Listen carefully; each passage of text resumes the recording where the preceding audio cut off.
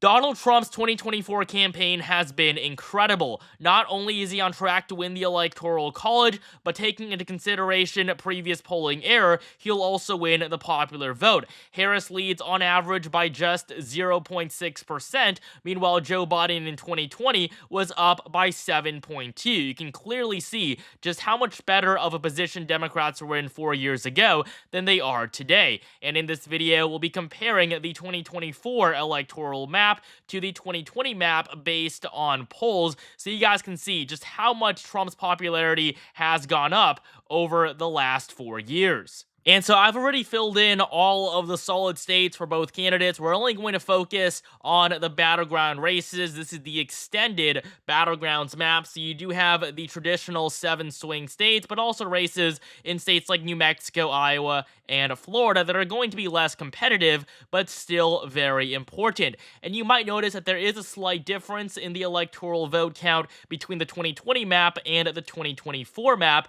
and that is simply because of the redistribution of electoral votes after the 2020 census. So there is going to be a slight difference, and generally it has favored Republicans. So we're going to start off in the state of Nevada, where today Donald Trump leads by 0.7%. Kamala Harris was ahead in the state for most of the campaign after she entered the race, but just a few weeks ago, Donald Trump took the lead and is now officially the favorite to win the Silver State, a state Republicans haven't won since 2004. So it's going to be tilt Republican on our map. Meanwhile, Joe Biden was leading by 5.3% in 2020. He was on track to crush Donald Trump in the last election. Ultimately, he only won the state by 2.4, but still, the polling had him up by a whopping 5 points. We have another very important race in Arizona as well. Today, Trump leads by 1.6%.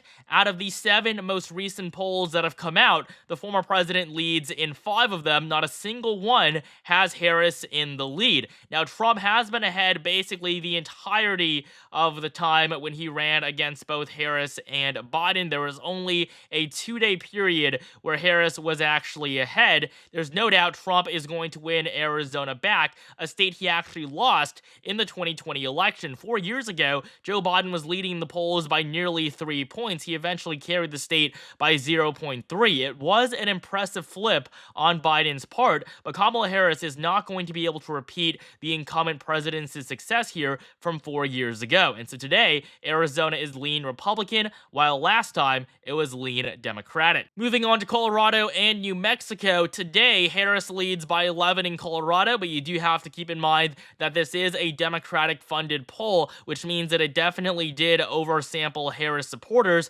while in Colorado 4 years ago, Joe Biden led by nearly 13. So we see another big drop-off for the vice president, even though both states are going to be likely blue, with Biden's margin being towards that upper range and Harris towards the lower. Down in New Mexico, the vice president barely leads by a likely margin. She's ahead by just 7.7, while Joe Biden led by 12 going into the election. So once again, both states are likely, but Biden's margin was still noticeably stronger. Down in Texas, we have one of the best examples of polling just constantly missing the mark and underestimating Trump. 4 years ago, the former president was supposed to win the Lone Star State by just 1.1%. Ultimately, he carried it by 5 times that margin. Today, he's ahead by 6 points, larger than his margin of victory from 4 years ago, and considering previous errors, Texas is probably going to vote for Trump by at least a double-digit margin. So on the 2020 map, the state is going to be tilt red, while today it has become lean,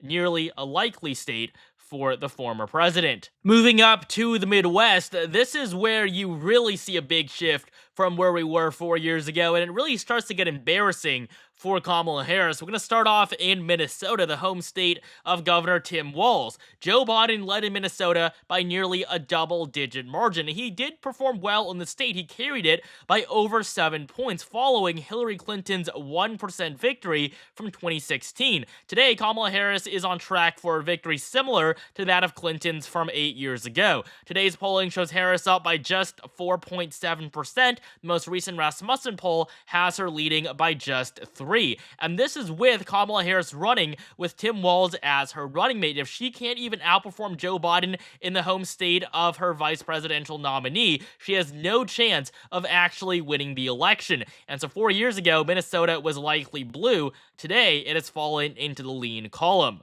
Before we continue, nearly 3/4 of you guys are not subscribed, so please subscribe right now for more content like this leading up to the election in November. And join my Discord server to participate in our 2024 prediction contest at discord.gg/elections. Moving on down to Iowa, polls were incredibly wrong in 2020. They suggested just a 1-point margin for Donald Trump. Similar to Texas, though, Trump carried the state ultimately by 7 times that margin, winning the state by 8.2%. Today, Trump leads by 4. Obviously, he's going to win by a much larger margin, probably 10 percentage points or more, but based solely on the data, Iowa is going to be lean red on our 2024 map and tilt red on our 2020 map. We also do have data from the 2nd District of Nebraska. This is one of the few places where Harris is performing better than Biden. She leads by 10%. Meanwhile, 4 years ago, Biden led by 3.8. And one of the reasons for this is because of redistricting. The 2nd District is much more liberal than it was 4 years ago. That really is the only reason why Harris is performing better today than the incumbent president was 4 years ago. Coming up to Wisconsin now, it doesn't get any worse than this for Kamala Harris. Today's polls show basically a tie between Trump and the vice president. Trump leads by 0.1%, while 6 out of the last 8 polls here are projecting a complete tie. And if you look at how the graph has changed over the last few months, it really has been very close. Harris led by 2 points at one point. She, of course, has since lost her lead, but still, Wisconsin remains close if you just look at the hard numbers. 4 years ago, though, Joe Biden led by a whopping 8 points, and this is the issue here for Kamala Harris, because Joe Biden did not win Wisconsin by anywhere near an 8-point margin. He actually only won Wisconsin by 0.63. Not even 1% separated him and the former president. And so if you take 2020 polling into context and now look at 2024, you'll really start to understand why Trump is in such a good position to win this election. 4 years ago, Wisconsin was not tilt blue, not lean blue, but actually likely blue. Meanwhile, today, the state is tilt red. Moving on to Michigan, you might be asking, how could things possibly get any worse for Kamala Harris? But somehow, they just do. If you look at polling there today, Trump leads by 0.2%. The numbers projecting a close race, once again, just like in Wisconsin. However, the problem is that Michigan is the most liberal of all the swing states. If Trump even wins Michigan by 0.1%, he is definitely going to win the election and basically all the other swing states. Michigan was the first state where Trump took the lead in the polling average after she entered the matchup against Donald Trump. But now that we're in the final stretch of this race, she is losing her lead. 4 years ago, Joe Biden was supposed to win the Wolverine state by just under 8 points. It was supposed to be a landslide victory. Ultimately, though, he won it by just 2.8. Yes, it's better than his performance in Wisconsin, but just barely. So on our 2020 map, Michigan was likely blue, just like its western neighbor, while today, just like Wisconsin, it is also flipped in favor of Donald Trump. Ohio also looked really bad for Trump last time around. He was only supposed to win the Buckeye State by 0.8%. In fact, Biden led through most of the election cycle in Ohio. Ultimately, though, Trump won Ohio also by an 8-point margin, very similar to what we saw in Iowa. Today, though, Trump leads by 7 points. He's going to win Ohio by a double-digit margin. There's no doubt about it. The state has gone from being tilt red 4 years ago to today, where it is likely in favor of Trump.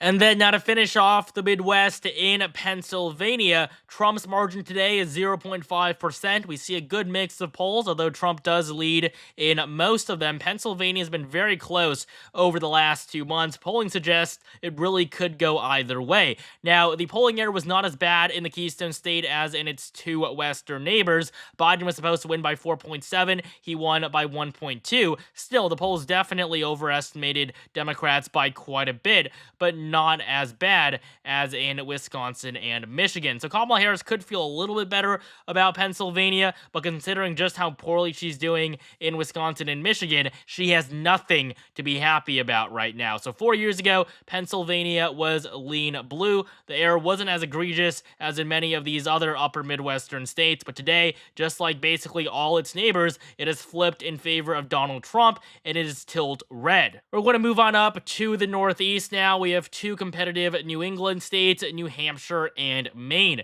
Starting off in the Granite State, today Harris leads by 7.8%. 4 years ago, Biden led by 11. So both these states are going to be likely blue on the map, New Hampshire from today and New Hampshire from 4 years ago. But once again, just like we've seen all across the map, Kamala Harris' performance simply isn't up to par to what we saw from Biden last time around. In Maine, today Harris leads by around 11 points, but the polling here has been abysmal. These University of New Hampshire polls are terrible. There's no way Kamala Harris is going to win by even close to a 17-point margin. 4 years ago, polling had Joe Biden ahead by 13. He ultimately won the state by 9. So in both their maps, Maine is going to be likely blue, but you do have to take this data with a huge grain of salt. While in the 2nd district, today Trump leads by 1%.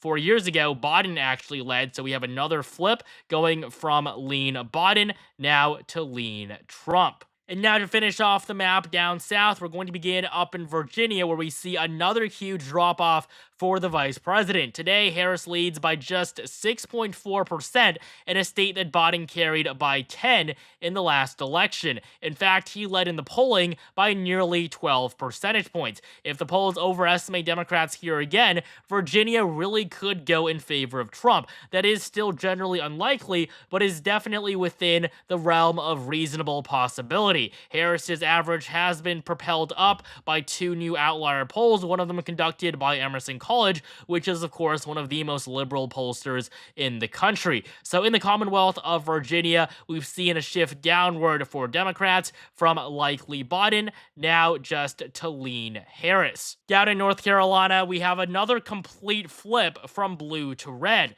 In 2020, Joe Biden was supposed to win the Tar Heel state by just under 2 points. Ultimately, he lost it by 1.3. In fact, Joe Biden was ahead throughout the entirety of the election cycle, and somehow he butchered it. Today, Trump is actually in the lead. He leads by 0.5. The race has definitely been made more competitive by Mark Robinson, the Republican candidate for governor, who is just fighting scandal after scandal. He's going to lose his race, but he's not going to impact the election at the top of the ticket too much. Trump is still going to be able to walk away from North Carolina with a victory. So it's gone from lean blue in 2020 now to tilt red in 2024. We have yet another complete reversal in Georgia. Now, to give pollsters credit, polling in Georgia has actually been relatively accurate, especially compared to what we've seen in all the other swing states. 2020 polling suggested a 1.2% margin of victory for Joe Biden. He ultimately carried the state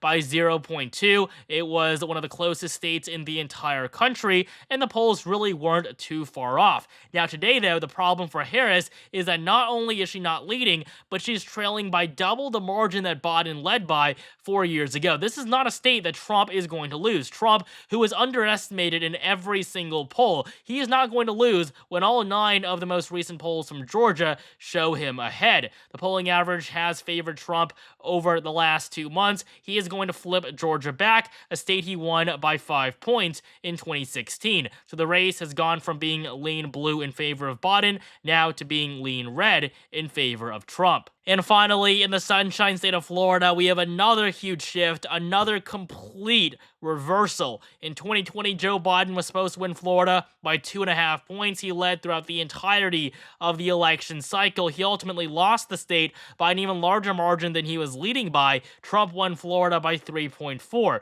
Today, the former president leads by 8.4. He's probably going to win Florida by 10 points or more. It's going to be a huge victory in favor of Donald Trump. So just like in many of its southern neighbors, Florida has gone from blue to red. It was lean Democratic in 2020. Today, it has actually become not tilt, not lean, but likely red. And so this is what we get when we compare the 2024 polling map to the 2020 polling map. 4 years ago, Joe Biden was on track to win in an electoral college landslide with 351 electoral votes. He ultimately only won 306, so this really shows you just how much polling has overestimated Democrats in the past. But today, for the very first time ever, Donald Trump is actually on track to win an election. He's at 312, Harris at just 226. And you can feel the difference. In both 2016 and 2020, Trump was the clear underdog. I mean, when he won in 2016, he couldn't even believe it himself. The Clinton campaign was so confident that they were going to come out with a victory. But today, Donald Trump is in the driver's seat. It is his race to lose. Kamala Harris is far behind, and with just 10 days to go until the election, it really doesn't seem like she has enough time to catch up. Thank you guys so much for watching. Make sure you like, comment, and subscribe right now for more content like this leading up to the election in November, and join my Discord server to participate in our 2024 prediction contest at discord.gg/elections.